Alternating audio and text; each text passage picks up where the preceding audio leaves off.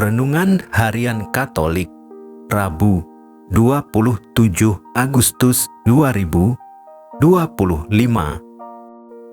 Kubur berlabur putih. Celakalah kamu, hai ahli-ahli Taurat dan orang-orang Farisi. Hai kamu orang-orang munafik, sebab kamu sama seperti kuburan yang dilabur putih, yang sebelah luarnya memang bersih tampaknya, tetapi yang sebelah dalamnya penuh tulang belulang dan berbagai jenis kotoran.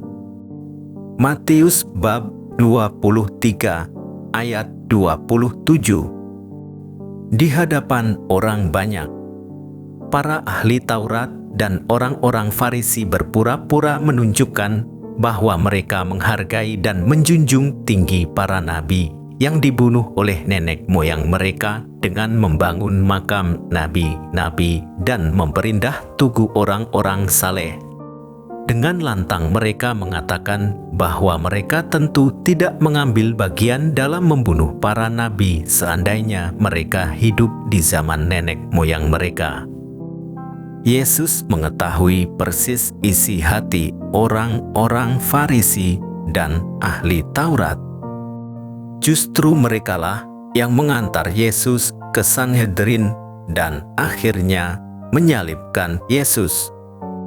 Justru merekalah pertama-tama melemparkan batu ke para nabi seandainya mereka hidup di zaman nenek moyang mereka.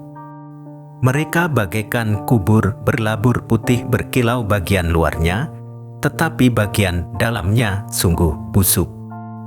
Yesus mencap mereka sebagai keturunan para pembunuh, yang membuat mereka sama dengan nenek moyang mereka adalah kedegilan hati mereka. Kadang-kadang manusia hidup penuh dengan sandiwara.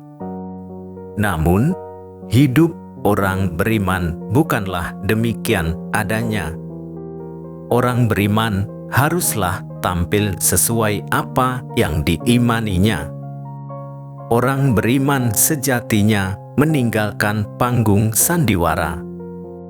Yesus menutup sabdanya kepada kaum Farisi dan ahli-ahli Taurat dengan menggambarkan mereka seperti kuburan yang dari luar tampak indah, tetapi dalamnya serba busuk karena kemunafikan dan ketidakadilan. Kaum Farisi merasa dirinya sebagai nabi-nabi zaman dahulu, padahal mereka itu keturunan orang-orang yang membunuh para nabi. Injil hari ini berisi kecaman Tuhan Yesus terhadap ahli-ahli Taurat dan orang-orang Farisi, karena mereka hidup dalam kemunafikan. Artinya, hidup mereka penuh kepalsuan. Apa yang tampak dari luar berbeda dengan apa yang ada di dalam hati mereka. Mereka mengetahui kebenaran firman Tuhan, tetapi tidak melakukannya, bahkan perbuatan mereka jauh menyimpang dari apa yang mereka ajarkan kepada orang lain.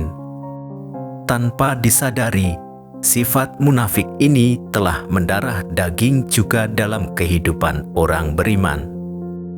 Untuk itu, kita perlu dimurnikan dari berbagai macam kemunafikan agar apa yang kita lakukan berkenan di hadapan Tuhan. Adapun sifat munafik antara lain ingin dipuji dan dihormati orang, suka berpura-pura baik dan suka mencari kesalahan orang lain. Karena itu, mari kita buang segala kemunafikan dan berusaha hidup benar di hadapan Tuhan dan sesama. Hari ini, peringatan Santa Monica, Ibunda Santo Agustinus. Istimewa memang, ibu dan anak sama-sama jadi orang kudus. Akan tetapi kalau kita membaca riwayat hidup Santa Monica, kita akan maklum dan sangat kagum.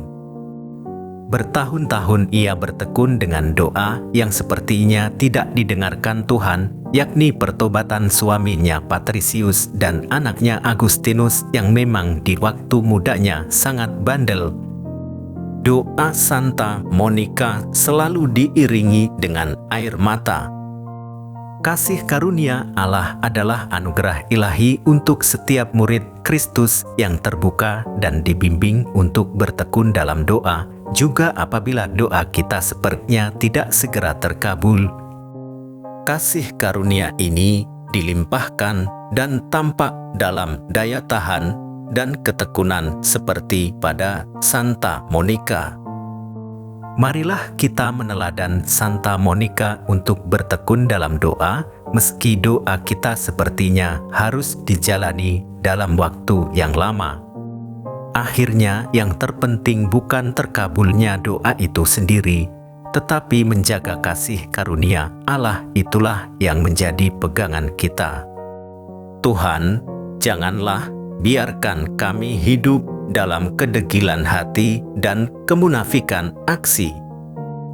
Selidikilah kami dan ampunilah kami berkat kasih setia dan kerahiman-Mu.